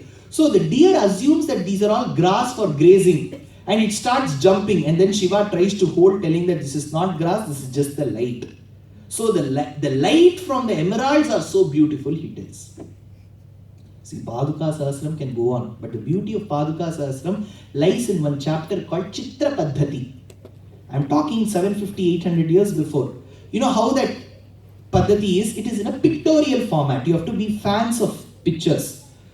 If there is a verse in Sanskrit with 2 lines, each line having 2 equal parts, then there will be 4 parts in a 2-lined verse.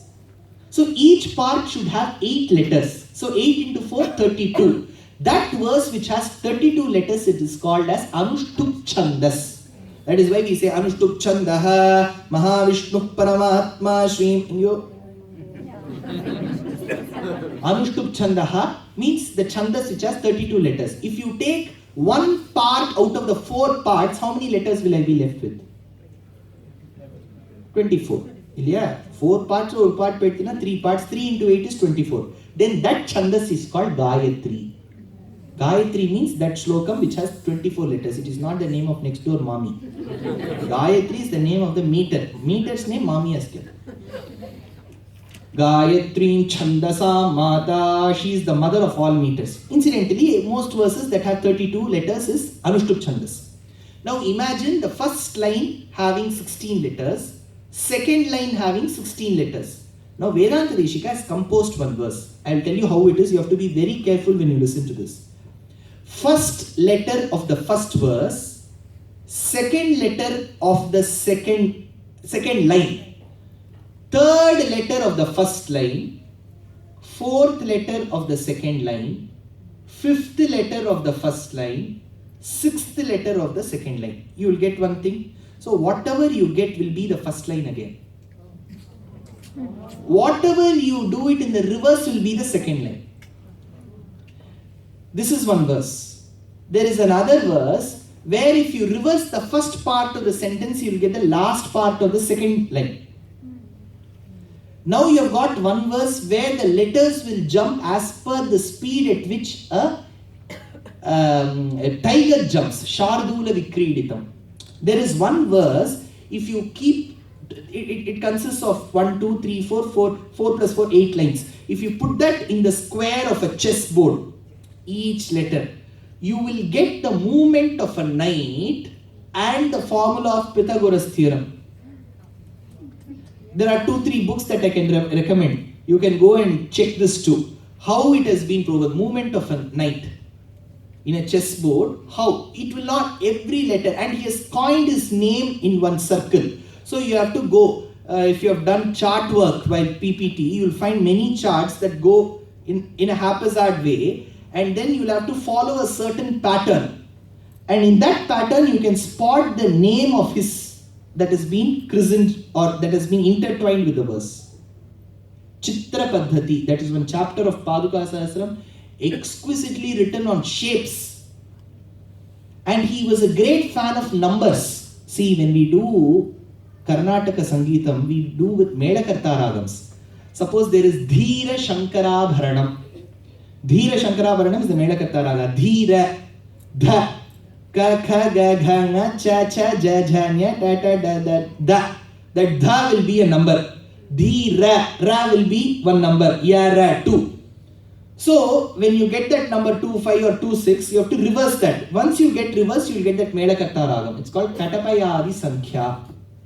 A science of counting it. So every letter in Sanskrit alphabet is given a number. Ka 1, Ka 2, Ga 3, Ga 4, Nga 5, Cha 6. So there is one way of numbering.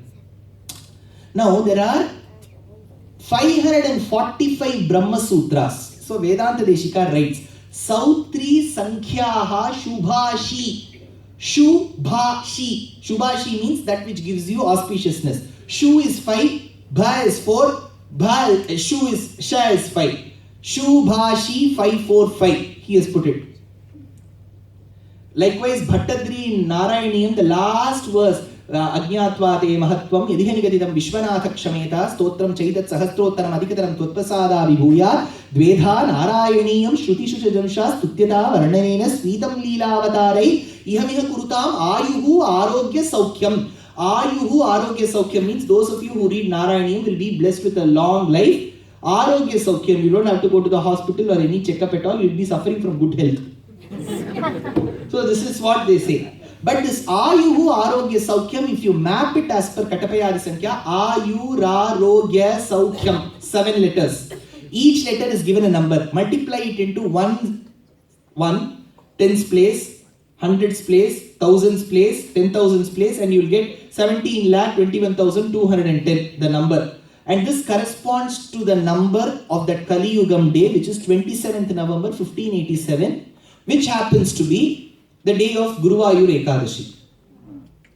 So there is a date which has been coded, and he belonged to a school of mathematics called Sangama Gramam in Kerala. And that school was responsible to get a lot of modern techniques into existence. So Vedanta Deshika was equally intelligent in maths, extremely intelligent. At the same time, he was a great poet. He wrote one play called as Sankalpa Suryodayam. It's an allegorical play. What is an allegorical play? Allegorical play is that play where the characters are, who are the characters? Viveka, Durmati, Sumati, Maharaj. Whatever is our gunam, they are all the characters. So there is one king called Viveka, wisdom. His wife is Sumati. He has got one younger brother, Mahamoha. His wife is Durmati. This younger brother has imprisoned his father called Purusha, who's Jivatma in the jail.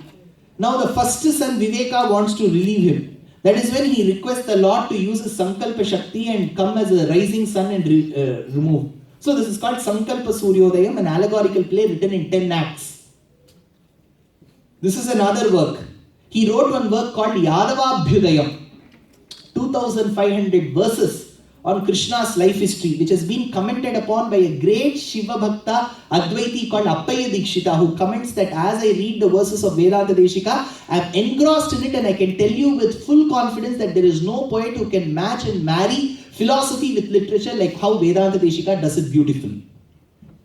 He tells in one of the verses, when Putana came to kill Krishna, she applied poison on her bosom and she wanted to feed Krishna and wanted to kill him. Krishna was crying out of hunger. The mother let Putana be the wet nurse and feed the child, and she went inside. Krishna was kept on her lap. Krishna started crying out of hunger. He took the poison that was applied to her bosom first. Looking at him, even the demoness who had come called Putana shed motherly affection and she started secreting milk. So Krishna pulled the milk.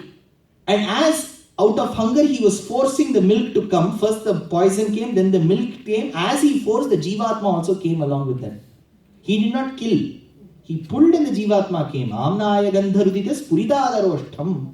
That time she gives a noise. She emanates a noise.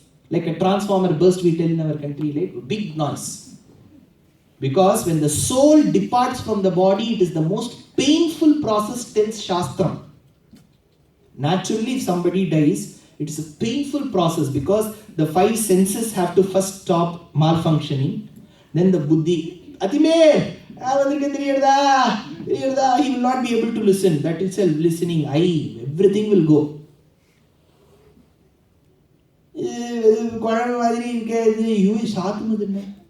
So, tongue will go. Either the cooking style itself will be like that in the house. குழம்பு எப்படி இருக்கு? ரசமா இருக்கு. ரசமா இருக்கு. ரசம் எப்படி இருக்கு? குழம்பி இருக்கு. So all the senses have to malfunction, then they have to go to buddhi. Buddhi has to malfunction, it will has to go. Then the jivatma has to come out from the body. This is called trivit karanam in Sanskrit, Vedanta. It has to come out. It will be a churning process. That is why many of them will pass urine or feces when they die. Or when they open their mouth, there will be blood because Jivatma would have escaped. So this is a time-taking process. In those days, my acharyas used to state when they used to teach me, if you follow the scriptures carefully and if you work as per them and you adhere to them, you will know when you are going to die. If you are adhering to the scriptures and you take bath and you come and stand before the mirror, you will appear like a different person. That is an indication that you will die. If you follow the scriptures, that is a prerequisite. But the moment I tell this, in most places they stop looking at the mirror. So Putana, she had that entire process of the separation of the sentient Jivatma, the soul, from her body in an instant. So it would have been, the intensity of the pain would have been very high. So she cried in pain. Vedanta Deshika remarks, Gopaya Sambhuya Guhopamakshim Swaghosha Nirhadita Vishwaghosha Gatasu Vaikshanta Nishacharintam Bhimakritim Bhaimarathim Ivanyam. She cried like Bhaimarathi. See, what do you celebrate in the 60th year? Sashti Abdha Purti. Abdha Purti is year completion. Sashti is 60. 60 into year completion is 60 years. Sashti Abdha Purti. 80. Shatabhishekam. That is exactly not it. Shata means 100. We approximate. If he has lived 80 itself, we can assume it to be 100. That's not the way. Sahasra Kala. If you see 1000 moons, full moons, then you can. So that is one. For 70, what do they do? Bhima Ratha Shanti. Bhima Ratha Shanti, if you ask, that is the Shanti for Bhima's Ratha. See, if we do for Bhima's Ratha one Shanti, then tomorrow we have to do one Arjuna Ratha Shanti. Then Yudhishthira Ratha Shanti. For one Bhima Ratha Shanti itself, so much of money will be spent. Where will we go for everybody's Ratha? So Bhima Ratha Shanti is not the Shanti for Bhima's Ratha. And it has no connection with that age. So Bhima Ratha does not come from Bhima's Ratha. Bhima Ratha comes from the root word in Sanskrit called Bhaimarathi. Bhaimarathi in Sanskrit means the dream, the sound that one gets to hear in the dream on the 7th night of the 7th day of the 70th year, 7th night of the 7th month of the 70th year of a person. That sound that you hear in the dream is called Bhaimarathi. Very, very bad, high decibel sound. 7th night, 7th month, 70th year in a life of a person. If you get that sound, it is called Bhaimarathi. By listening to that noise itself, that person may pass away, may die. So to seek extension only, they do Bhima Ratha Shanti. So now when she cried like Bhaimarathi, it seemed. Bhima Kritim Bhaimarathi Nivanyam. Where he has got that? People, very rarely do people use such verses. That is when Vedanta Desika, the last part of the Upanyasam, which is a very small segment, it so happened in 1311 AD, while he lived in Srirangam, the first invasion came to Srirangam. That was sent by Alauddin Khilji's general who was bought for 1,000 dinars, Hazar dinari. He was called Malik Kafur. Malik Kafur, he came and raided Srirangam. See, for them to come from the north to the south, it was a Herculean task. But why did he come? What happened? Srirangam temple that we see today is not the temple that was there those days. It was a different architecture. It was much more grand and decked with grandeur. So the entire temple, as per the verses of Gangama Devi, was plated with gold. The entire temple, the first known released golden temple of the world. Because one king called one Chola, he gave gold to this temple. How you know how he gave? He made 2 elephants stand. And whatever was the weight of the gold that had to come, he gave so much of gold. So this gold was used to plate the entire temple top to bottom. So the sun's rays that would go from the east to the west, the sun would get confused, wrote one poet. See, sun goes around one parvatam called Meru. This is what we said. Now, when sun goes around Meru, when he crosses Srirangam, he gets confused, it seems. Which is Meru and which is Srirangam? Because both look gold-like. So one poet wrote this verse out of joy. Somehow the photocopy of this verse reached Alauddin Khilji. He said, Malik Kafur, you go and raid the temple. So Malik Kafur came in 1311 AD. He wanted to enter Tamil Nadu. So he raided the temple and just took 260 tons of gold is the temple inscription as per the book record. 260 tons of gold, which is 260,000 kgs of gold. He took. On the other hand, this was attack 1. In 1323, the dynasty had changed in Delhi. Now from Khilji dynasty, it became Tughlaq dynasty. There was one king called Ghiyasuddin Tughlaq. Ghiyasuddin Tughlaq's son was Ulugh Khan. This Ulugh Khan came with a huge army towards the south. He wanted to get inside Tamil Nadu through Andhra. Andhra was ruled by kings of Kakatiya dynasty those days. Kakatiya, they all ruled along a place called Ekashila Nagaram, Murugallu, which became Varangallu. So there was a king called Prataparudra. And Prataparudra did not allow them to go. So he killed Prataparudra. Then he went through Karnataka through very weak kings then called Hoysalas. So he stayed in one little village which was a regiment constituted by the Hoysalas near Tiruchi called as Somanathapuram. This Somanathapuram is today called Samayapuram. So the entire regiment was stationed there. And that night, there was a great festival happening in Srirangam. That is when one general came and said, Sir, we saw many Turushka camps there in Somanathapuram. I feel they are going to come and damage the temple. That is when they thought this is going to be a bigger damage, because bigger army, what do we do? That is when Vedanta Deshika came up with an idea. He said, we need to protect the temple. So, he constructed a stone wall before the Moola Murti of Ranganatha in Srirangam in few hours. Raised a stone wall so that they can protect the inner deity. And they placed one lamp outside so that these generals will not know where the Lord is. Then they gave the Utsava Murti, the processional deity, to the 105-year-old Acharya, Pillaloka Acharya. He carried it through Cauvery and took it for custody to various places like Tirukoshtiur, Thiruvayyam, Thirumalamsholai, Jyotishkudi, Kozhikode, Terakkanambi, Melakote, Chandragiri, Tirupati, and after 48 years the Lord will return. Now on the other hand, Vedanta Deshika had to protect one book. You have to go 1 hour 20 minutes before the lecture. I spoke about one person who wrote notes. What is it called?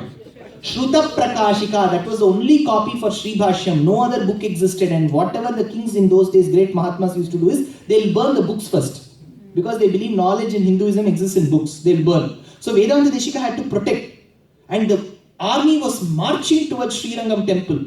12,000 Sri Vaishnavas held their hands and stood around the temple to act as a human chain and protect the temple. All the 12,000 heads were chopped and they were laid to rest. Even today you can see that spot called as Pannirayiram Sri Vaishnavarai Thalai Tiruthiya Pandriyalvan Sannadhi near Kollidam. Their bodies were strewn on the floor, corpses were lying, bloodshed everywhere. Now the army was marching. Vedanta Deshika had to protect that book. For him, that book was so important. If that book is lost, he would not get that knowledge for the rest of the generations to come. He got inside the dead bodies and covered himself with the dead bodies to protect that book. Shruta Prakashika Bhumau Yenadau Parirakshita. That is when Vedanta Deshika took the Moola Murti and Utsava Murti of Ranganayaki, the goddess of Srirangam, out and dug a huge pit next to a Bilva Vriksham and stored her for many years together. So as these generals came, they cut the heads of so many people and they hung it like coconuts on the top of coconut trees. Tells the account of Gangamma Devi in Madura Vijayam, a Sanskrit work. They all marched towards Madurai, and Madurai was ruled by Jalaluddin Shah for another 38 years. Vedanta Deshika covered that book and went towards Karnataka, because Karnataka gave asylum to both Ramanuja and Vedanta Deshika. Sahaja Sulabha Dasya. He went to a place called Satyagalam and lived there. That is when he was sad, disheartened to know the atrocities that these kings were committing on the temple. There was no Aradhanam that was performed in Srirangam temple. Every day, one Vaishnava used to jump from the Vellai Gopuram to commit suicide because they could not see their temple in these ruins. So that is when Vedanta Deshika thought it is high time that we do something. On the other hand, in Ekashila Nagaram, Vedanta Deshika's childhood friend existed called Madhava.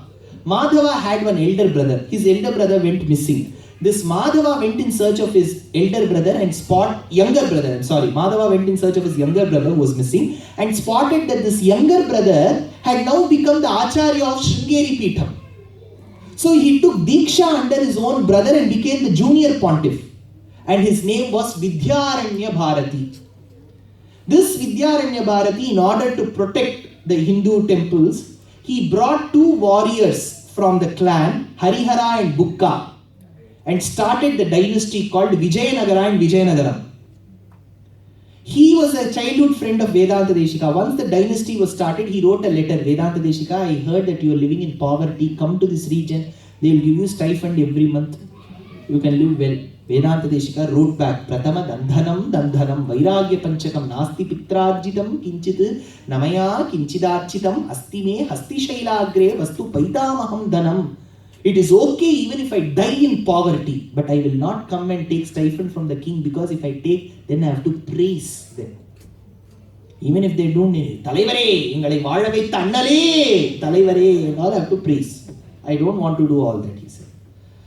That is when Vijayanagara kings had one king called as Kampanna the Two, who had one general called Goppanna, who was stationed in a place called Senji in Tamil Nadu. So Vedanta Desika wrote a letter to Goppanna, please you fight against these kings and get back our Ranganatha from Tirupati. It is 48 years.